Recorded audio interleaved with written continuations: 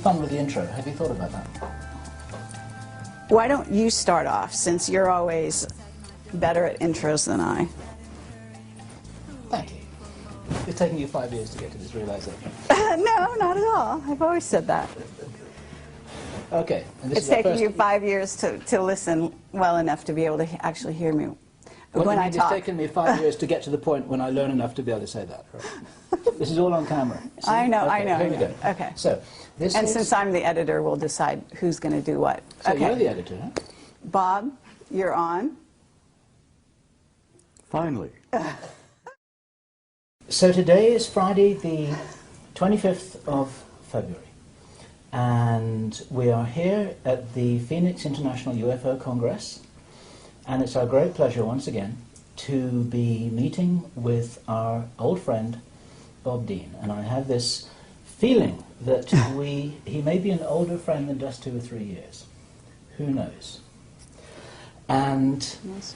I'm delighted to have this opportunity to share a vintage-style Camelot interview in Bob's presence. And Bob, there's something very remarkable happening here, that the three of us are together in the spirit of It's a nice reunion. a reunited family.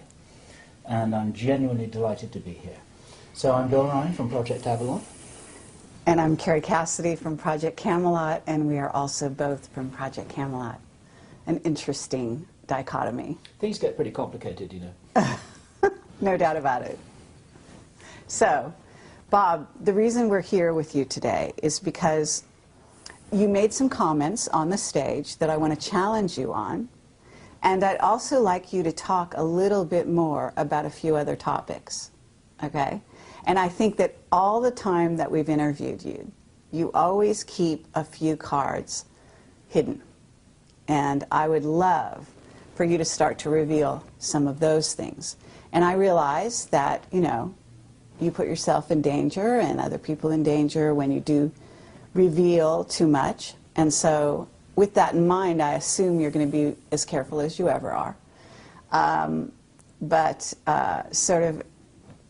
would love you to disclose as much as you can, because who knows how many more opportunities we're going to have to really get you on camera, and especially in this arrangement with the two of us here, just like old times. Well, you know, I have this feeling sometimes that Bob's going to outlive us both, actually. I know, he looks fabulous, so this, you know, it should be against the law to look so wonderful. At, what, 82? Are you 80? I'll be 82 next week, Lovely. All right. 2nd of March. Fabulous. Happy birthday, And Bob. as I said in my speech yesterday, every time I get out of bed, I'm in a state of shock that I'm still here. But I am still here because apparently I've not completed what I came to do. Apparently not. Well, you're needed. That's for sure. What do you feel you are here to do, Bob? Something which I said to you just the other day is that the information that you share isn't as important as the inspiration that you provide. And I wondered what you felt your job really was. It took me a long time to reach the conclusion of why I really was here. I don't think there's a person on the planet that doesn't at some point in their lives ask themselves, who the hell am I? Why am I here? What's the purpose of life? What's it all about? Alfie, as the saying goes. It took me a long time to come to terms with why I was here. I shared with you some time back about the fact that I'd had a number of past life hypnotic regressions. And that opened a can of worms for me. But it also indicated to some degree why I really had come this time. Because like everyone else, I've been here many times. And as both of you know, I'm sure that the human spirit is infinite, immortal.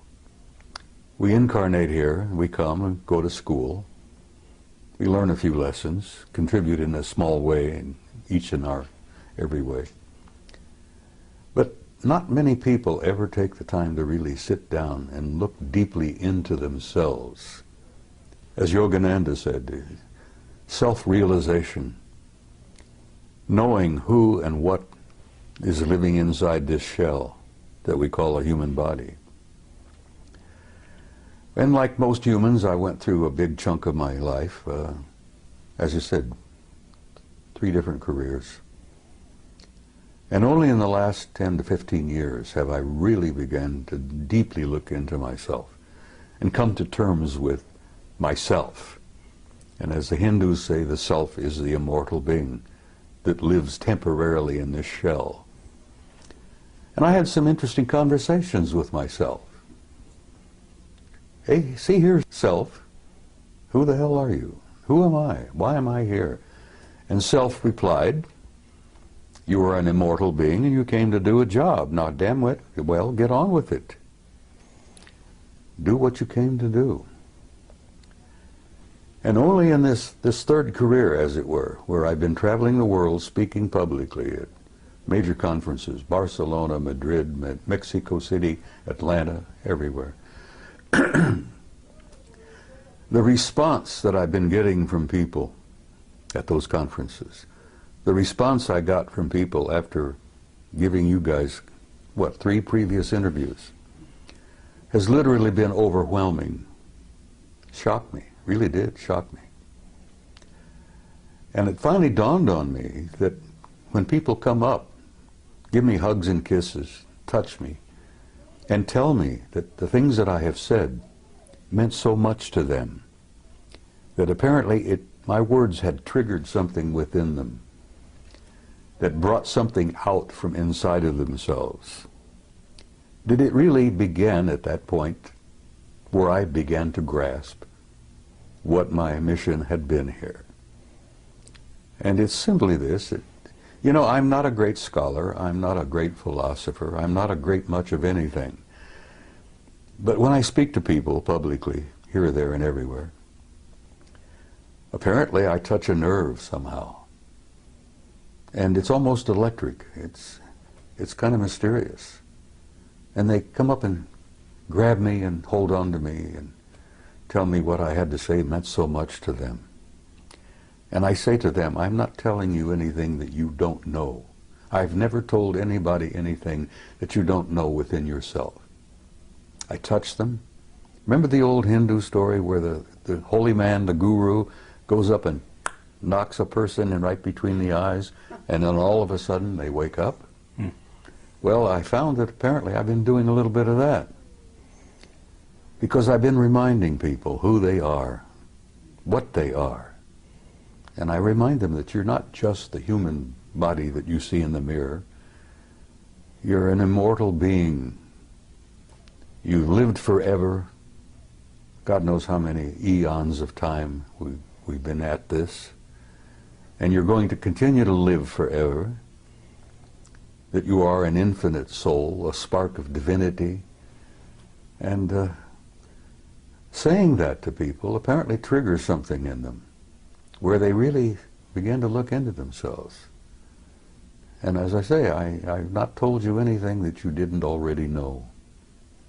And as my old friend from Galilee said, you know, the kingdom of God is within you.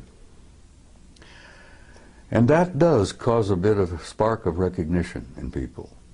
Well, Bob, with that in mind, when you were on stage yesterday, you said that people out there, and you didn't mean the audience you were talking to, but you said they couldn't handle the truth.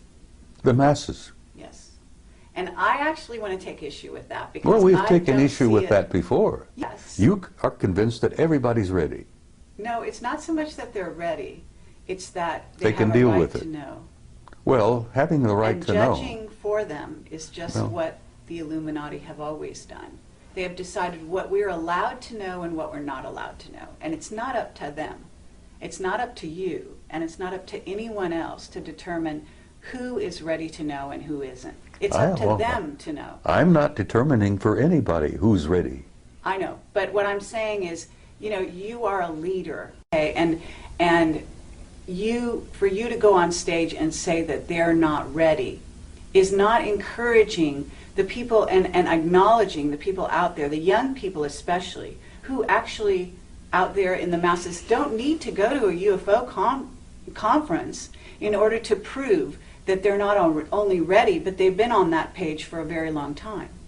That's why these sci-fi movies are flocked to by the masses around the world. That's why these shows are watched, because not only do they watch them out of curiosity, but they watch them because they remember. Some of them come in at this time, they're coming in, yes, they're coming in with total recall. Yeah.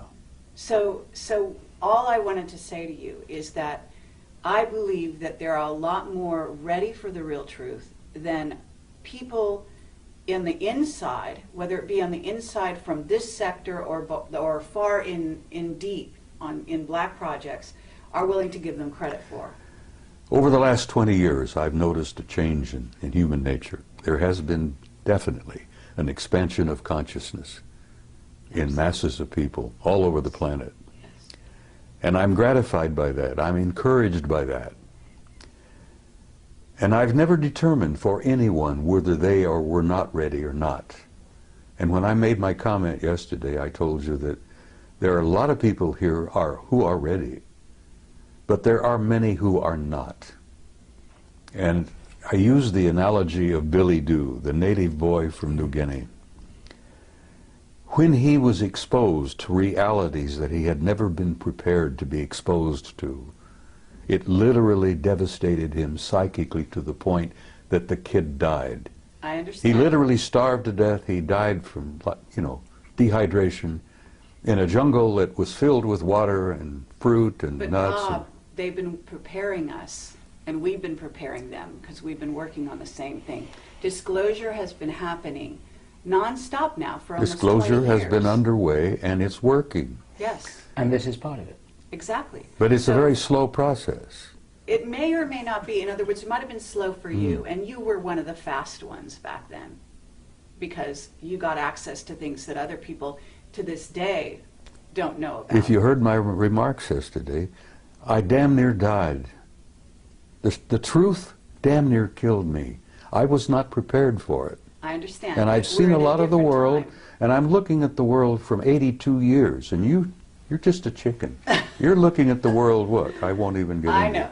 The point I'm making is I understand what you're saying, but I still stand by my point that the masses are not ready, because every time I go out somewhere to speak, I still run into a few open, old, closed minds, and, fundamentalists of any number of faiths who are ready to fight, and they're ready to, get into... Let me just back up a fraction here, because the people watching this video don't know the Billy Doo story. And I wonder if I can summarize it, encapsulate... I think that it's been out there. I had never heard it before yesterday. Oh, and so there are a lot of other people who hadn't. Well, the Billy Doo story was included in the Brookings study. Yes. The theme here, it's a true story of a young native boy in Papua New Guinea called Billy Doo, and everybody loved him, and they thought there's a special reward for the fact that he was a lovely young guy. They would show him what the real world, the civilized world, the so-called Western world is like. And they took him on a plane, and they took him to Brisbane, Australia, and they took him to see restaurants and cars and supermarkets and shopping malls and television and movie theaters and all of this kind of stuff, and he couldn't handle it. And this is the story that Bob told in his presentation yesterday. My question for you, Bob, is it possible that that could have been done, could have been accomplished in a kinder, more supportive way that would have enabled Billy Doo to handle the truth? Or was he just dropped in it and then left to his own devices without any support? You see, they didn't really intend to do what they did. And you're right, if Billy Doo had been prepared, he might have been able to survive it. Because the shock of the world that he came from, the psychic shock of seeing the other world out there, was more than he was prepared for. The psychic shock, the spiritual shock to that kid, literally killed him. Yes, he could have been prepared, but they didn't understand that at that mission school in Papua. Their intentions were good. They loved the kid, and they thought they were doing him a favor.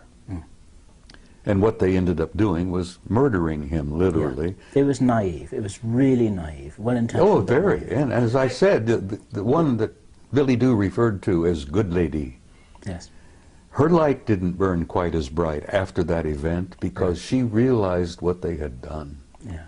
But is it possible, using that as a metaphor, this is a story that was built into the Brookings report, and we have to assume that somewhere there are a lot of very smart people, some of whom are well-intentioned, who are taking that into account and planning disclosure with that in mind. Do you believe that it's possible that it could be accomplished well? Yes, it's being accomplished as we speak. Right. As you remember, I went on to tell you that a blunt announcement is not what the people are ready for. Yeah. But they are enduring what I call an ongoing disclosure, a process that's been underway for over 20 years now, maybe longer, where they are being prepared through what I call subliminal education, through movies, books, novels, magazines, you know, even games. To say nothing of Project Camelot and Bob Dean. Well, Project Camelot, honey, as I said, you guys have had an impact on the world that I think even today really think you two grasp. Your impact has been overwhelming. Well, let me tell you the letters we get. We get letters, we get people coming up to us saying we changed their lives. Exactly. Saying they started from zero and that we opened this for them and they basically are growing in leaps and bounds and they come to us and thank us. Okay, this is the keynote, is that they thank us for that. And I have to say that we cannot look at Billy Do, if that's his name, as just a physical body. You talked about eternal beings. This is a soul who came to the planet in a certain state, on a certain level of awareness. Now, prior to Billy Do being in Papua New Guinea, he could have been any number of other places, and he was probably a star to begin with. Yeah.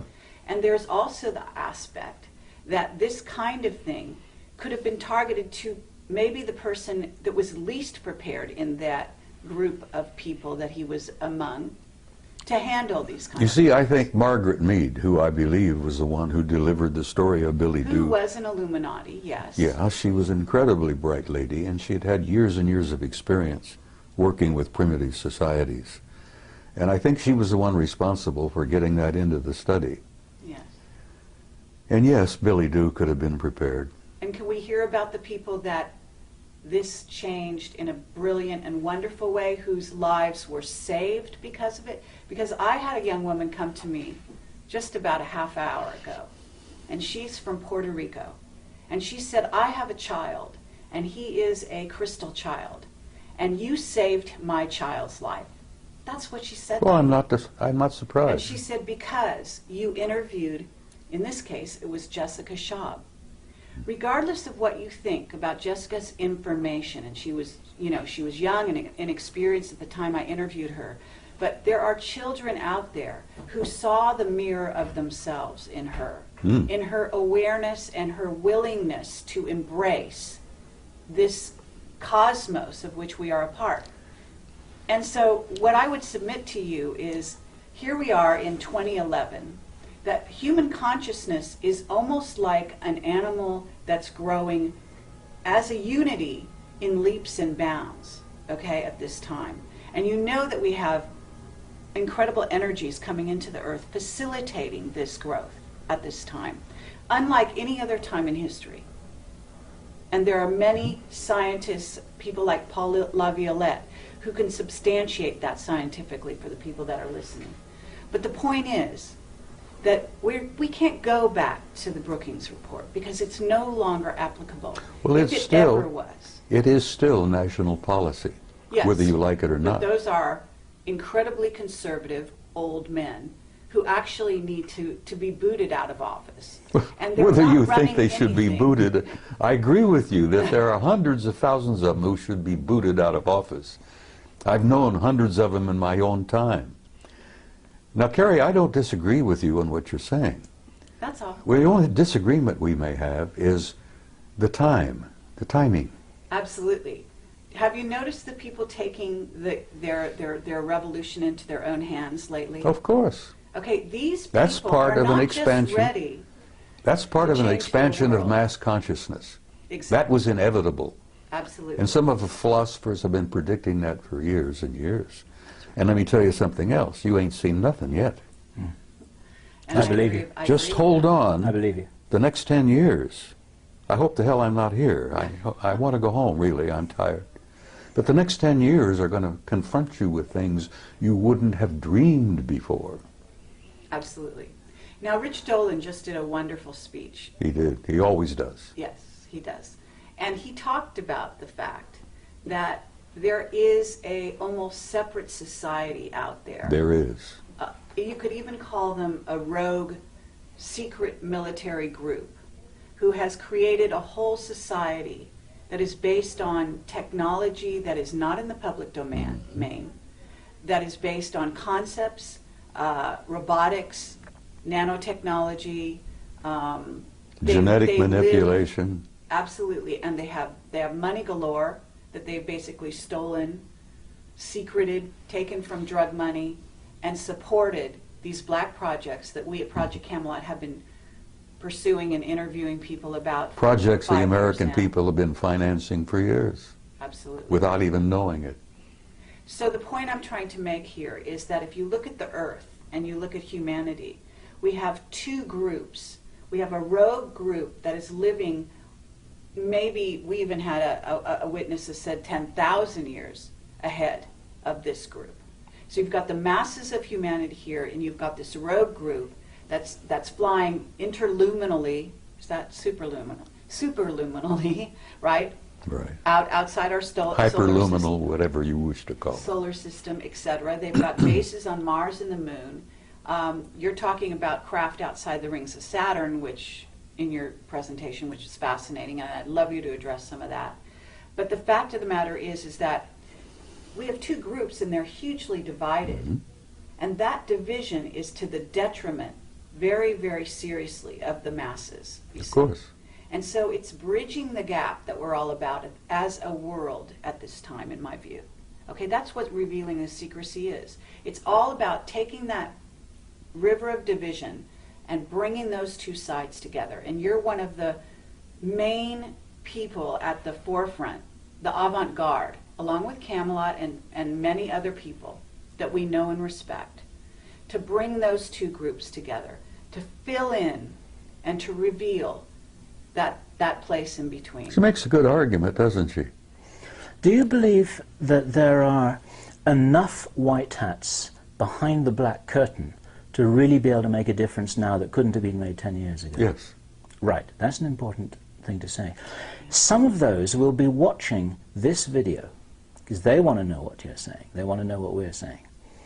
What would you say to them? Because you can talk to them personally right now. Listen, I've met some of them, and they have told me that they support entirely what I've been doing.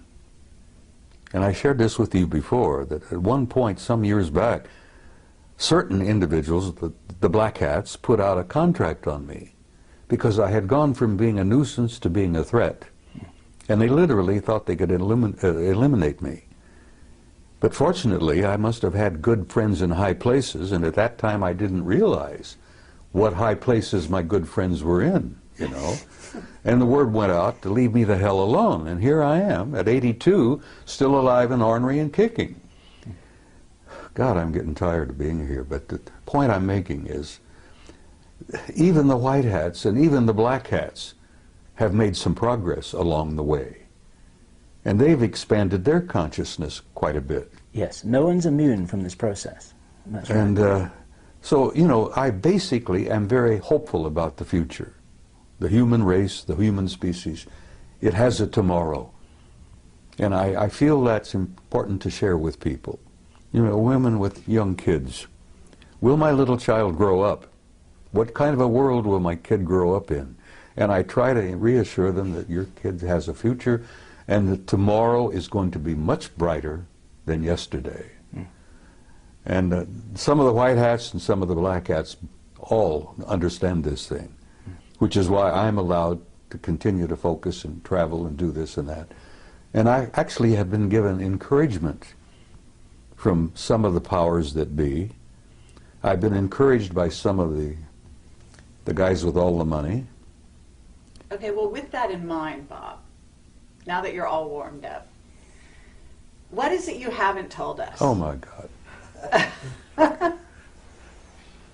Can't you keep her under control? Nope, no chance. Carrie, A year ago at Laughlin, I gave you an interview where I thought I would shock the hell out of you. And apparently it didn't. And I told you that I had had a personal relationship with non-human intelligence since I was about 2.5 years old. And actually that relationship perhaps went back before I was even born. And I thought, well, I know you have, and everybody has had a relationship. The point is that half the people don't even begin to, they don't want to know the answer to that. And when it all began to dawn on me, the implications of it were pretty overpowering. But I gave you that interview and I thought, well, this will be the end. You know, nobody's going to pay a word of attention to me after this. They'll think the old coot's gone over the edge. He's lost it. And I thought, well, I can go home and I can smoke my big stogies and drink my whiskey and die peacefully. Well, it worked out just the opposite. I'm more in demand now than I've ever dreamed of being. Yesterday I accepted an invitation to speak at a MUFON conference in Philadelphia in October. And I gave her I said, look, I'm going to tell you honestly, if I'm still on the planet in October, I'll be delighted to come. But I'm not making any plans really that far ahead, you know. I can't buy an insurance policy at my age, you see. But I'm hopeful, honey. I feel very hopeful about everything. I'm sure you're hopeful, but what is it you haven't told us? Because I believe, look, we've got time travel. There's issues with that. We've got travel through jump rooms to Mars and so on. I'm sure you've been exposed to some of that. You did share a little bit of that with me on my last interview with you. But I believe that that was the tip of the iceberg. And I don't know how far you've gone down the rabbit hole, but I imagine it's a lot farther than you've revealed. And I feel sympathetic with Alice because, yes, I've been down the rabbit hole. Okay. And you feel, you know, I know you're a very conscientious and loving individual, and I know that there's some things you want to reveal and some you don't because you want to protect people. And I don't think you have a whole lot to protect in terms of yourself at the moment because, as you said, you're protected. And we have also been threatened in the last 1.5 years, each of us in different ways, our lives, as a result of what we've done. But that just tells you that you're on the right track, and as far as I can tell. Well, for time to time, I felt like the guy on the street with the raincoat who pulls it back, exposes himself, you know, and then somebody comes along, they grab him and haul him away to the rubber room, as it were. I felt that way for quite a while. And yes, there are many things that I have not shared with you. How about this? Wendell Stevens passed on recently, and he was a very good friend of yours. I knew Wendell for 35 years. Okay. And you told me that Wendell said some last words to you. Would you Well, share Wendell that? and I had shared a lot before he got really sick, became ill. I had encouraged him for a long time to admit publicly that he himself had had personal relationship with some of them. And he said, Bob, I can't do that. He said, every ounce of credibility that I've had over the years will go down the tube if I say that. And I understood what he tried to say. You know, he was getting older and he didn't need any bumps in his life before he departed. He was feeling bad and he felt, you know, he knew he was leaving. And he says, I don't need any of that heartbreak and that upset stomach. I've told what I've learned, I've told what I've seen, I've shared the photos, I've spoken at conferences. He literally created this world conference in 1991. The UFO Congress. And I had the privilege and honor of assisting him in putting that together in 1991. And as I've told you before, that's when I really came out of the closet and began to violate my national security oath. I wanted him to hold on and be here for this, the 20th anniversary. But he went home in September. And I loved him dearly, and I love him still because I know he's alive and well. There is no death. And when you come to terms with that, it's kind of a shock. You know, the people who buy tombstones and buy the little plots in the cemeteries and all that. And I say to them, you guys don't understand. You know, because once the spirit leaves, that's nothing but a husk. Burn it up, sprinkle the ashes, and go on. Imagine how much real estate could be saved if we did away with cemeteries. Anyhow, I'm shaking up some people, I'm sure. There are traditionalists out there who will hear this and think, he's out of his damn mind. But yes, there are things I haven't told you, and there are probably things that I cannot tell you. I think I told you in that interview. What would happen if you did, Bob? Didn't I share with you that they had taken me away for 6 weeks? And that they brought me back 5 minutes after they took me? Okay, I would love you to do that, but I would also like you to say the last words that Wendell told you. Because he said some very specific words about what's going on here on the planet. So he told me that from what he'd learned, that we were in for some difficult times. But beyond that? Beyond that, he said, I'll see you tomorrow. Beyond that, though, well, I'm going to reveal it then. I mean, he basically said they're in control. The people, the beings. He in knew control. that, and I've said that essentially. Well, you know, how did he phrase it? You know, well, I will go back to my interview with Bob Bigelow, and I'm banging on the table. And this was years ago when I still got frustrated and expressed my, vented my spleen, as it were. And I'm sitting with Bigelow. I bought him lunch, by the way. Now, I'm one of the few people who can say I took a billionaire to lunch. Anyhow, Bob, if you're watching this, you remember our interview, our talk. I'm banging the table because I was so frustrated and aggravated.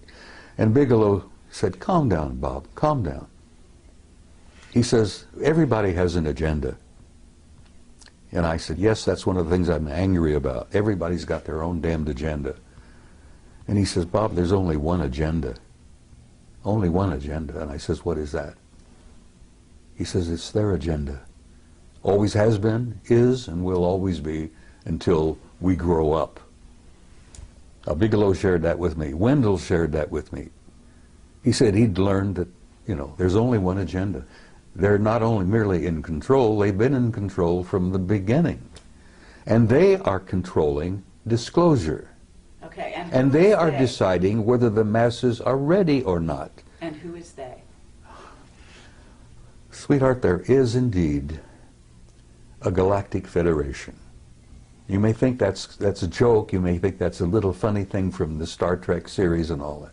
There is indeed a galactic federation. And the headquarters is not even in our galaxy. Now you put that in your pipe and smoke it. That there is a federation of advanced intelligence in beings throughout the universe, and the latest figure, what, 200 billion planets in our galaxy, 200 billion galaxies in the universe. It's probably much, much more. But there is a federation, there is a control, there is a purpose, there is an agenda, and the survival of this species on this tiny zoological garden is important to them. And they are in control of disclosure. They could end it tomorrow if they chose. They'll end it when they have determined that the masses on the planet are ready, and not one instant before will a disclosure literally, in a big way, take place. Now, as I pointed out to you also, it's been my experience, and I've had first-hand experience with this. I've never spoken at a conference in the last 10, 15 years where there wasn't at least one or two of them in the audience. And like Ingo Swann, I've developed the ability to spot them. And I've even had them come up to me. And I think I shared this with you on that interview, where they come up to me after a presentation, shook my hand, and told me how much they appreciated what I had to say. And I've learned that they attend these conferences not to listen to what the speakers have to say, but they're monitoring the response of the audience to what the speakers have to say. Sure. Because they're monitoring of us, their evaluation of our condition is incredibly powerful. There are a bunch of outstanding experts in that group.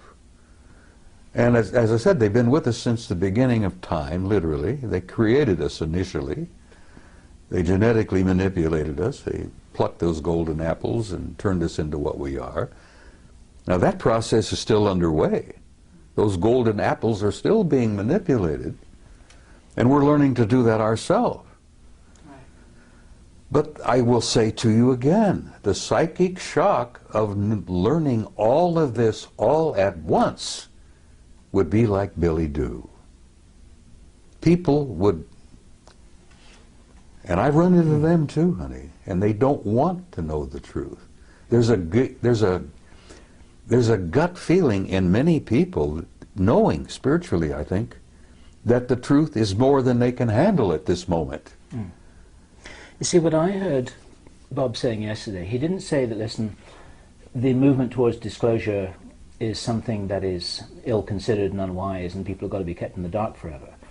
I think Bob was saying that it can't be done in the way that some people are thinking, with reference to Obama calling a press conference and say, okay guys, we've got this little secret, so listen up and we've got something exciting to tell you. Well, he's not going to do it that way, and Bob was explaining that it's been happening for quite a while. It has to be a gradual process. An ongoing strategic process in which people are waking up in waves. And the ripple effect is actually supporting the disclosure movement, and we're part of it, and other people are part of it, and Bob's part of it. Exactly. Absolutely. And I think all Bob was saying was that it's not happening in the way that some people naively think. Is that? That's exactly what I was trying to say. They're not going to be Billy Do. They are the ones with the agenda. But actually, I actually want to challenge that. Okay. Well, challenge away, kid. Because, no, it's an interesting concept, and it actually could be debated. In other words, what's the level of free will of this humanity? Because at certain stages in its development, this may be true. They are in control and have been in control. And Wendell knew that before he died. Right. And it depends who we're talking about, they. But I would submit that this humanity that is waking up is about to take those reins into their own hands. They're waking up. And that is exactly what some of those groups are very afraid of. Some of them? Yes. Well, perhaps. Because there are groups multidimensional beings. Carrie, there are people out there, intelligences out there that don't like us very much at all. Exactly. Like the two scientists who shared this with my retired commander from the Navy. He was a fusion specialist. What is it? The other element, the other level of reality? I forget. I'm having one of those senior moments. You will forgive me. Are you talking about free energy? Are you talking? Yeah, well, yeah. He was talking about. He'd worked alongside of a couple of those guys from along. Cold fusion. Hmm? Cold fusion. Well, it's a form of that, yeah. But before he retired, and he was leaving the laboratory just outside of Las Vegas, which he didn't want to be specific about, and I concluded he was talking about S4. Mm-hmm. He'd worked alongside of a couple of them for some time. And as he was leaving, he said, "Tell me what you really think of humankind." And the one chap said to him, "Well, since you asked." And these guys had worked side by side for a few years. "Since you ask, we consider humankind primitive, savage, and dangerous animals." And the scientist said, "I can't disagree with that, because I look upon the masses of humanity as primitive, savage, and dangerous animals myself." And that's when the other one injected a little bit of humor into the conversation and says, "You also smell bad. You stink." And the commander says, "You know, I took my shower this morning," and he's trying to, and they said, no, it's something about your human nature. It could be part of your diet, it could be the way you think. He says we call it kind of like an auric stench. We find it very discomforting. But nothing, no personal criticism here. And the commander says, "Well, I appreciate you being candid with me, thank you." And he went into retirement, and he speaks out very carefully. But okay, but so at this point, Bill asked you a question. They said, what would happen to you if you were to reveal some things that I'm not sure who you think is deciding it's okay, it's not okay. But what do you think would happen to you at this point? Because I've got some people telling me that now there's levels of controllers. And when you talk about Galactic Federation, you talk about the Guardian Alliance, or whatever you want to call them, those are a certain level. Then we have the ones that are actually here on the planet who are doing things like knocking people off because they do reveal truth. Okay? And Well, they may those be guys are not pushed doing by that those very people. much. Most of it, knocking people off are some of our black shadow government Exactly. people. So I'm asking you, if right here and now you know what you can say and you know the limits of that, I'm sure. By now. I can say almost anything now Okay, great. because I don't worry about it anymore. And frankly, I don't care what our shadow government thinks about it.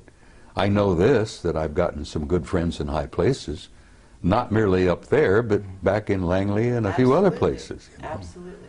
I became a nuisance, then I became a threat, and then I ended up, I'm an asset. An asset, exactly. Yeah.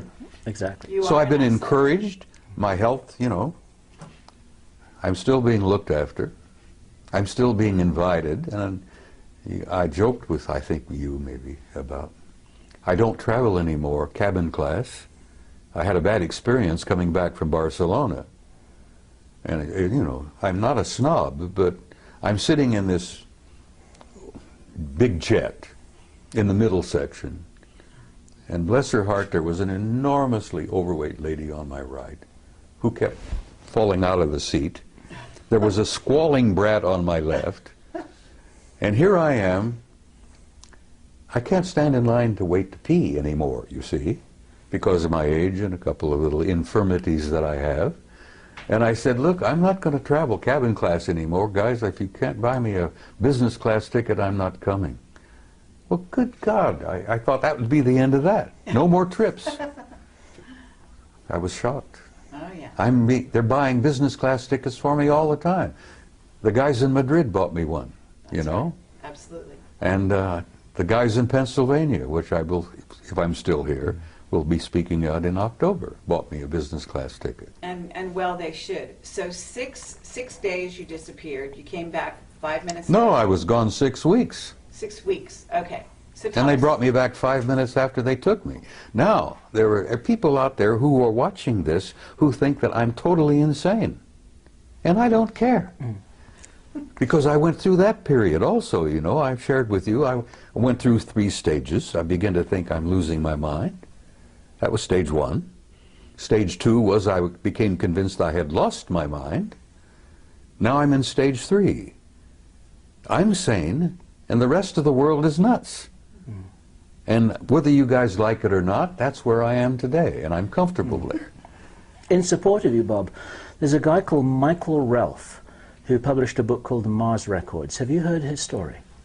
I've heard the ring a bell? name, I think, but Okay. I'm not familiar with it. In a nutshell, Michael Ralph, who worked, I believe, for the US Navy, recovered memories that showed that back in the 1970s, he had been taken to Mars on a tour of duty that lasted over 20 years. And when that tour of duty was completed, then he too was returned back to his original timeline the moment after he left it. Doesn't with his surprise me a with bit. his memory wiped. Now, you can't get mainstream establishment scientists to listen to that without saying poppycock, balderdash, can't be. It's like Stanton Friedman says, they say it can't be, so it isn't. But we're not trying to talk to the mainstream scientists here. We're probably They're the worst. we're probably talking to the 12-year-old kids who say, yeah, that sounds pretty cool and it sounds real to me. Well, your 12-year-old kids are more broad-minded than some of our establishment scientists. And they will be establishment scientists later. Well, someday. And well, that's because they haven't been through our educational system. That's right. They've been Their minds have not been stunted. been programmed Yeah. for a number of years. It's been very clear to us for quite a while that we're primarily talking to the future establishment. Of course the world, you are. not the present establishment. You're talking to people of tomorrow. We're talking to the kids. And the kids are our future. And if we can wake them up, point them in the right direction, and inoculate them against what they're being told by their teachers, then that helps the ball roll a I little agree. bit faster. Okay, so but tell us about your experience disappearing for 6 6 months? weeks? 6 weeks. It shocked the hell out of me. Where'd you go? I don't know. I don't know whether I was on their home planet or whether they'd taken me through a doorway, a portal, into another dimension. Okay. I heard the name Milena mentioned as to where we were. Now, this interview where I say that I was with them for 6 weeks. They brought me back 5 minutes after they took me. But I remembered 6 weeks. Are we on camera? We're on camera. All right, well, look, people said, what did you eat? And I said, I asked for bacon and eggs. I had steaks, I had pork chops, just about anything I wanted, I got. I went to the bathroom, you know, my physical functions continued for 6 weeks. I literally lived 6 weeks with them. And you asked me where, and I can't tell you where. The name Melina came up, and I don't know whether that was a city, because it appeared to be a city of some kind, a community. There were libraries, there were audience halls, lecture halls. God, the libraries, you wouldn't believe. Was it a very advanced society? Oh my God. No, I asked about this. I never saw a fire department, a fire truck. I never saw a cop. I got the impression there was no such thing as a police department. And the people that I was introduced to, people I got to see in 6 weeks, were very human. Look, you know, just like we do. But there was something about them that was totally different. They had an air of peacefulness. They had an air of incredible knowledge. What did you do during that time? Why did they take you? Asked questions and was shown things. As I said, the things that impressed me the most were the libraries, the records. You would call them akashic records, I guess. I was told that in this one facility that every event in the history of the universe was there to be retrieved at will, if you wish. You could bring down, download literally, ancient Greece, the pyramids, the ancient Sumer, the first Anunnaki visit to planet Earth 200,000 years ago. It was all there. The life of every human that had ever lived on this planet was all there in that library. Now, can you imagine the computer technology that would allow that where you can retrieve it at a poke of a button, and there it is. You get a wide screen, and you can literally almost relive it. The history of the human race was there. So you had the experience that Billy Doo had? I was shocked. Bill, I damn near died. It was not what they were sharing with me and what they were showing me, it was the shock of coming back. Now, it's very close to when people have a near-death experience and they go over and they look around and they see the reality that they're literally a part of, that they were part of before they incarnated here. They'll be a part of it when they depart from here. But when you see that, I don't think, most of the people I've talked to who've experimented with near-death experiences, very few people want to come back. Some people have begged to stay there. Yep. Now, the shock is coming back and comparing what I had seen with what I've got here. Yep.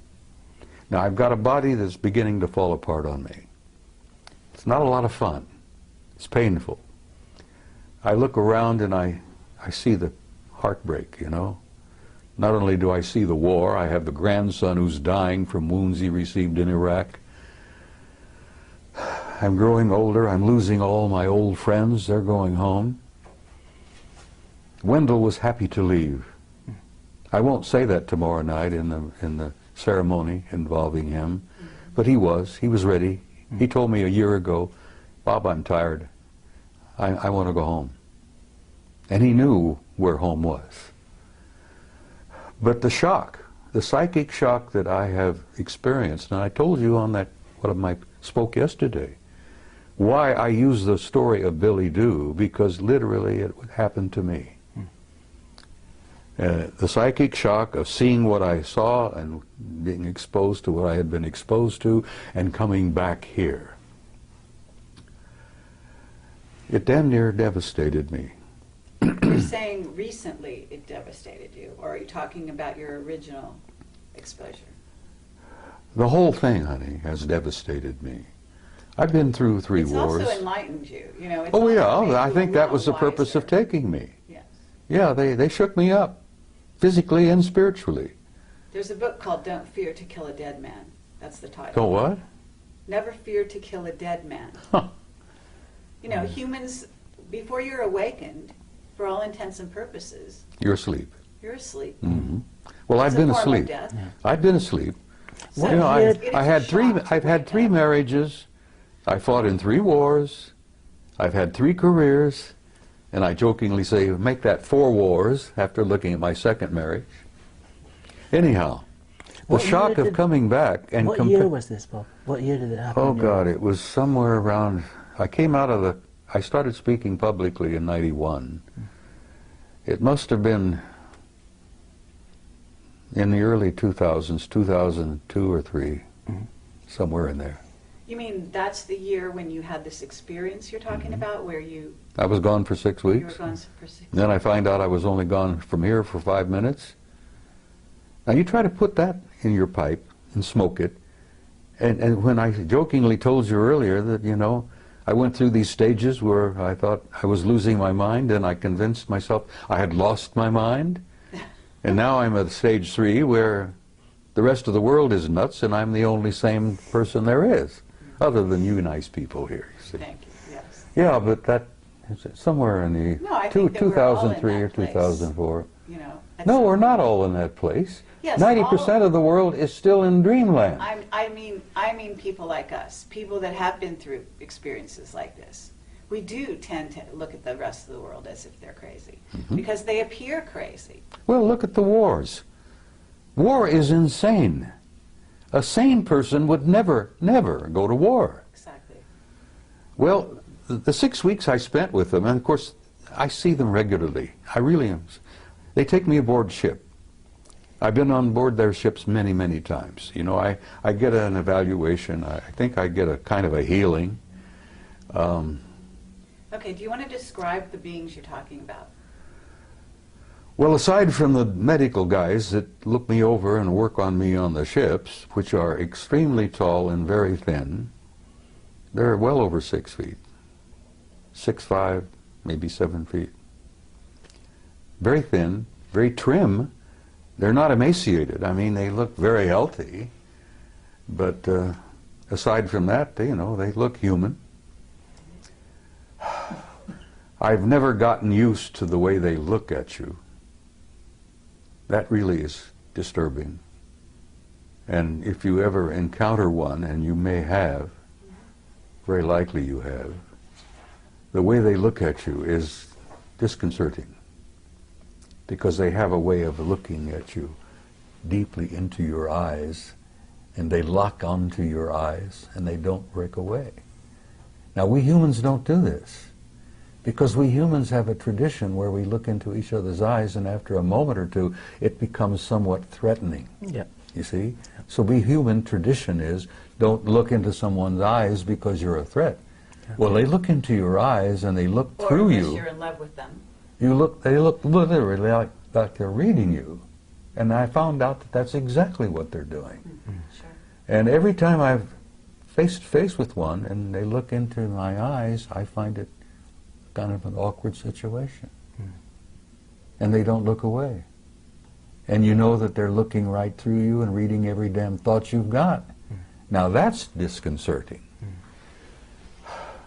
But I assume that when they do that, it's in a non-judgmental way. Oh, they don't judge you. They don't have to judge you. Good God. If there's any judgment involved, we judge ourselves. Yeah. That's the other part of it that is so shocking. When you learn to see yourself, not only as others see you, but as they understand and see you, that's one of the things that happens in the death experience. The judgment is there, but God is not judging you. You judge yourself. Absolutely. And that's the worst part about it, because every damn experience in your entire life is there in front of you, like a book, Yeah. or like a movie, like a CinemaScope movie. And you look at yourself, and then you're the worst judge of all when you look at yourself and say, oh my God, Because in the death experience, and I've been through that hundreds of times, you feel the emotions of every person you've ever been involved with in all of your lives. Every hurt that you've ever given someone else, every insult that you've ever given anyone else. You judge it, you see it, you feel it, you literally feel it, you relive it. Well, visiting with them is almost like a near-death experience. But the psychic shock is coming back and comparing what I saw with them and what I have to see here every day.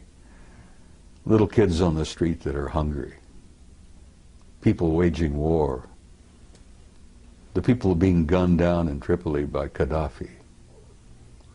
And I've learned over the years to look around and pay attention. I don't miss very much. I've trained myself. And when you see that and you feel it, and it breaks your heart to see that and to feel that.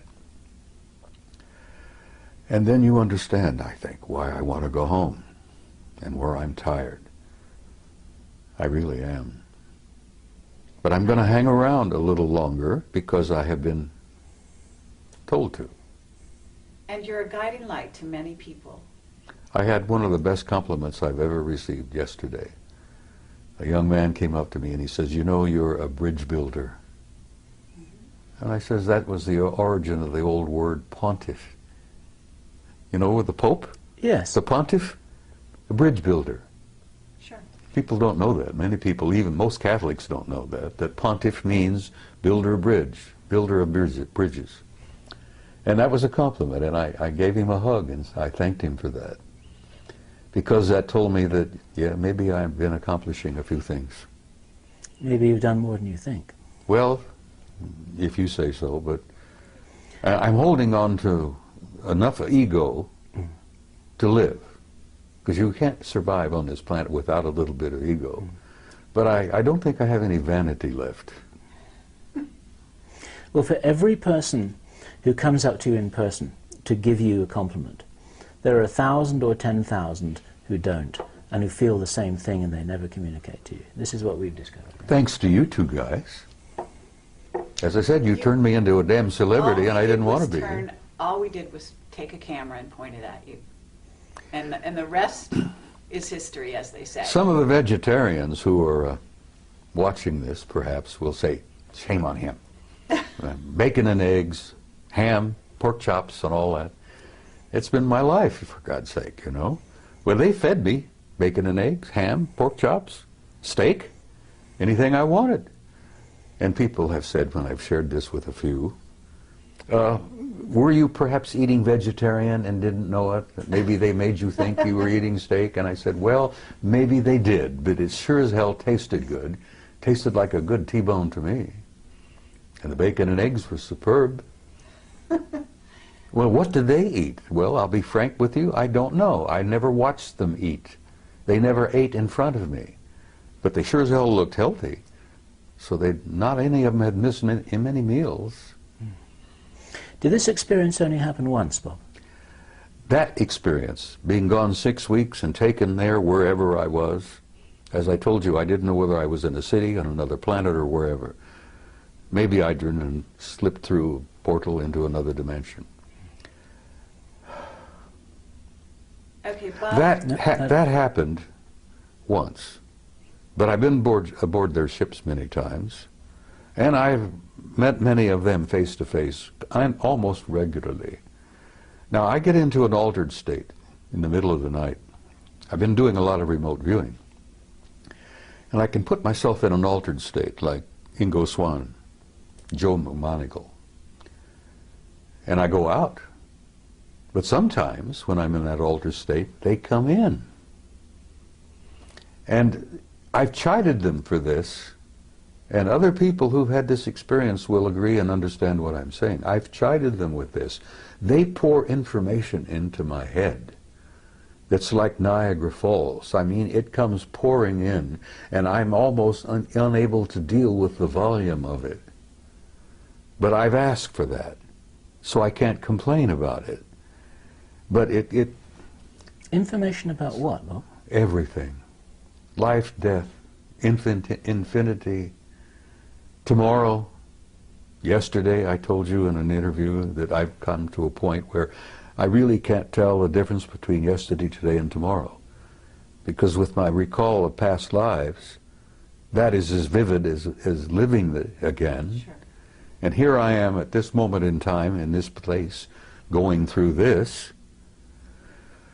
And then I've seen the future. What have you seen in the future, Bob? Well, the thing that keeps me hopeful and positive is that I've seen a gorgeous future. I've seen a beautiful future for the human race. I've seen a future for this species like I saw at Melina for 6 weeks, of what it can be. Could you describe that for the people watching this video for whom a positive vision would be so valuable for them to join you in Well, I creating? try to say it, Bill, I try to say it repeatedly when I'm at a conference, that you're in for difficult times. That's what living on planet Earth is all about. It's a tough school. And I've said to people, and many people understand exactly what I'm saying, when you're going to school on planet Earth, you're in one of the toughest schools in the universe. And if you get a certificate from planet Earth, hey, I have a silver certificate. They showed me on Melina that I have a silver certificate. One day outside the lecture hall, took me to the library, and there was a table with scrolls all over the table. And they picked one up and said, "This is yours."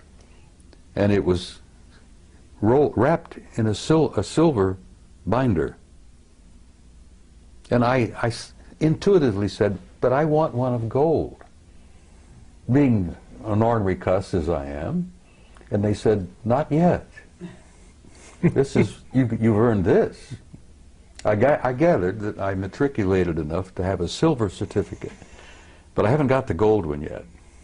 Now, when you get the gold one, you graduate. Right. Well, And that was a few years ago. Yeah, Maybe you're working on your gold one at this time. well, What's the future, Bob, that you would like to leave people with, to envisage as being a real possibility for all of us to share? well, it's difficult, Bill. I mean, you try to put it into words, because so much of my conversations with them has been talk about subliminal. It's been a psychic exchange where they show me and share things with me where words are never needed. I think you understand what I'm saying here. I understand what you're saying. I guess it's a type of telepathy. Because I had seen many times in my visit there that they didn't seem to talk to each other verbally very much, but they all seemed to know what each and everyone was doing. They were communicating with each other subliminally. I would leave in closing, just briefly, there is no death. People should not fear death. Now, there are a lot of not very nice ways to die, but there is no end. There's no death. Everyone is a spark of pure divinity, and there is a God. And that is something that I need to stress again and again and again, because I've been asked, am I an atheist? Do I believe in God? And I say, no, I don't believe in God. I know, because I've experienced that. So I would tell people who are troubled, worried, that the next few years are going to be awkward and difficult, but that's what living on Earth is about. But there is a future for the human species. The race is going to make this transition, and at the other end of this, it's going to be glorious. And I tell mothers, I said, your kids or grandkids, the future will be theirs. And then, like I said in Barcelona, which the Spaniards seem to appreciate, your children and grandchildren are going to the stars. And they seem to like to hear that. But it's true. And we are, as a species, as a race, going to go out there and take our rightful place with these other incredible cultures and civilizations. And having seen the future, I'm hopeful. And you know, I have this good friend from Galilee 2,000 years ago, who was and still is my best friend, who tried to make that point again and again and again. And those of us who were with him at that time were a bunch of nitwits, and we didn't begin to grasp what he was trying to tell us. But he really essentially was telling us what I've just told you. The human race is not a mistake, it's not an accident, and there is a purpose and there is a meaning in life, and there is a future. And don't be afraid. And that's about all I can say. For me, Bob, that's a fabulous message to end with, and thank you. Thank you for that. Thank you, Bob. Do we have anything else? We have nothing else. We have to nothing add else. To that. Oh, I know you do. Lovely, You have questions you haven't asked yet. Well, we're gonna let you go at this point, unless you have something that you haven't said after all this. There's a hell of a lot I haven't said. Well, But, you know, as I jokingly told but you I one give you time. a lot of rain, Well, believe it or not, even though I I've jokingly seen, like, told you one time, and I'm serious. If you get me a good Jack Daniels, I might go on for 2 hours and tell you things that would curl your hair. Well, Being a gentle lady as you are, I could share things with you that you wouldn't believe. well, I'd like you to try. Let me tell you something else that Yeshua said. He said, there are things I could tell you that you could not bear.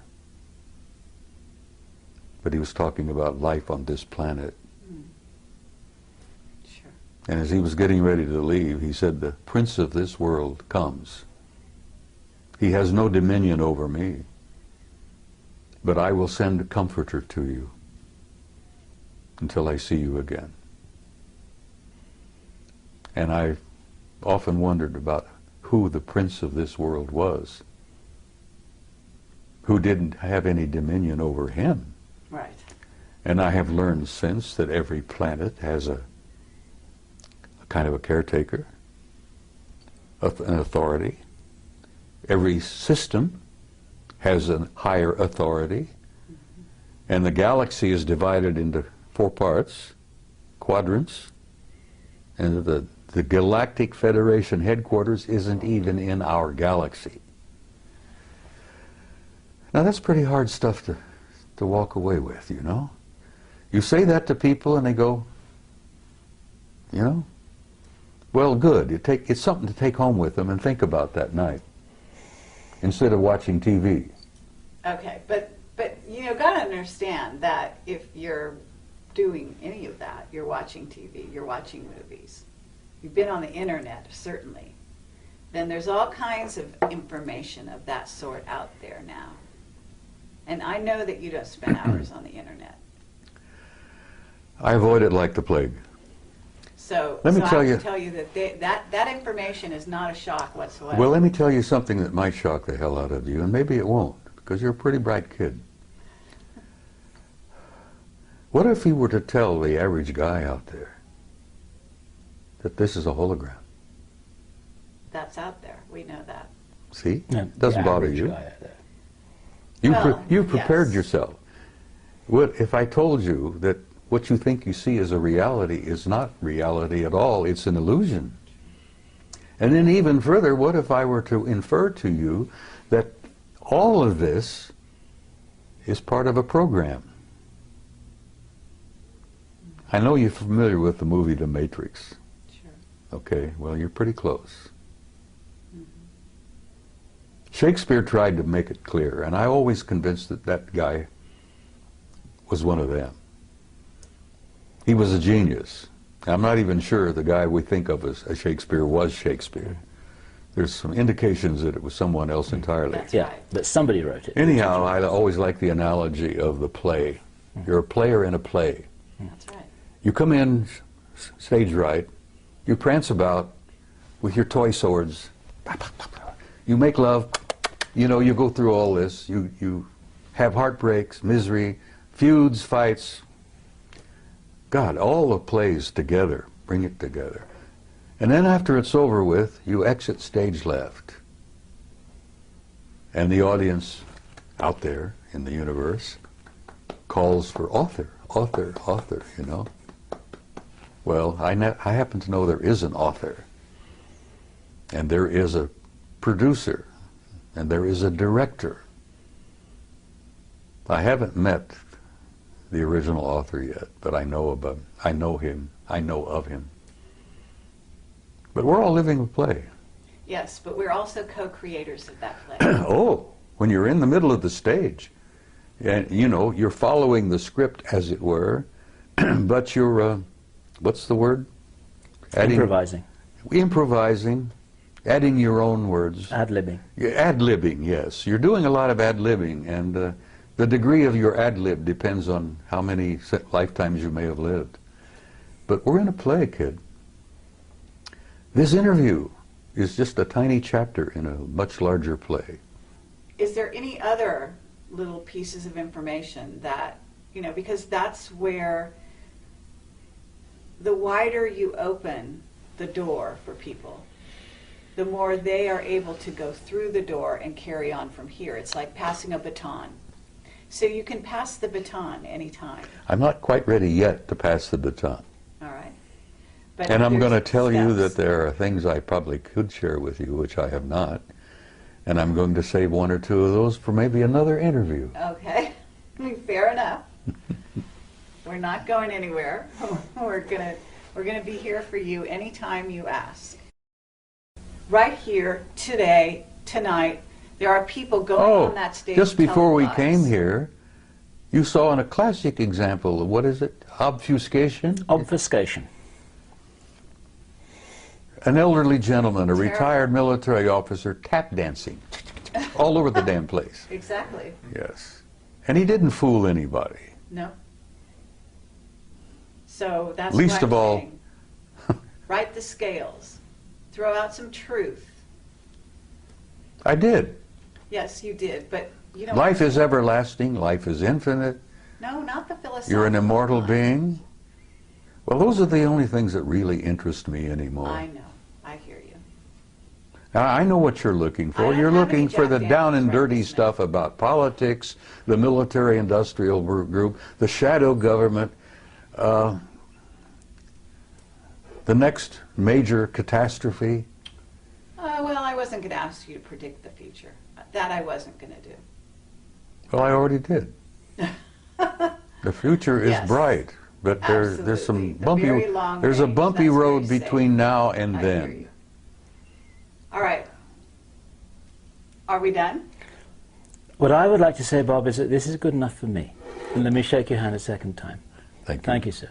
Thank I look forward to the next one. She's never quite finished, is she? No. She's never quite finished. Well, I love her dearly. I've adopted her, sort And of. so do I. Okay. Well, thank you very much, Bob. Sweetheart, it's my pleasure. You take care, and we'll come and share some Jack Daniels and talk to you off camera. Is it permissible for badger me you to some sip more. Jack Daniels on camera? Sure. Well, okay, we'll do it next time. All right. Watch out, because I'm going to hold you. Closer I get to departure, I might share a couple of things Okay, well, with you have my number.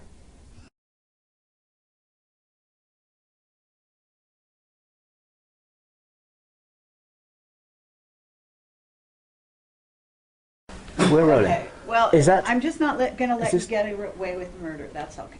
Oh, Bob. Oh, I would never think of that at all. Yeah, why? It's I'm a- just that, you know, you're kind of a wily old guy. Go ahead, use the word you were thinking of. Yes, a wily old.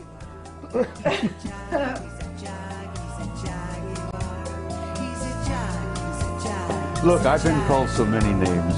People have to get in line to insult me anymore because it doesn't bother me.